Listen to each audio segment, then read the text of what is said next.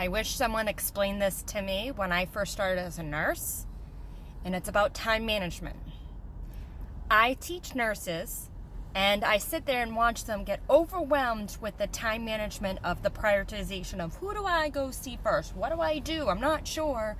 And then certain things get missed and you get overwhelmed and you are running around, and then you see that nurse sitting at the desk documenting, doing her thing or his thing, and you're overwhelmed.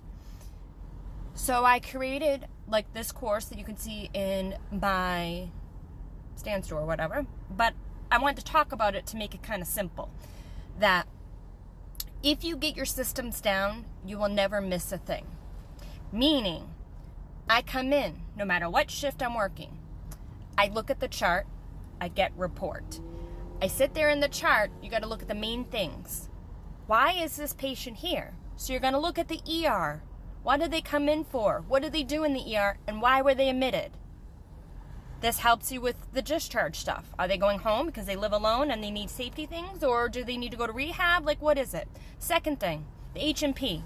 This is the doctor telling you in the the assessment and the plan. That's the main thing. All the other mumbo jumbo of the history and everything else, you'll see that because when you look at your patient and you get your papers, you'll see that. But the main thing is what is the plan of the doctor? What are we doing for this patient? They came in for pneumonia. We're going to give them antibiotics. They need oxygen. We're going to give them oxygen. And what's going to happen is we're going to look at the labs and kind of say, is it working or not working? And we're going to tell the doctor and all this stuff. So my thing is that when you sit down, you're going to look at all the testing. Look at the testing. So they came in with this pneumonia, right? What does their chest x-ray show you? Okay. Do they need a CT, a chest CT? What did that tell you?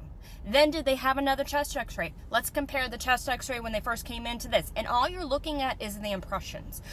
In time, when you're going to school and all this stuff and you have time at home, I want you to look at the different things like what is atelectasis? What is a pleural effusion? What is all that? That's a pathophysiology. That's kind of what makes you a good nurse. So when you read the impressions and the doctor says they have atelectasis and we're treating them XYZ, you have an idea.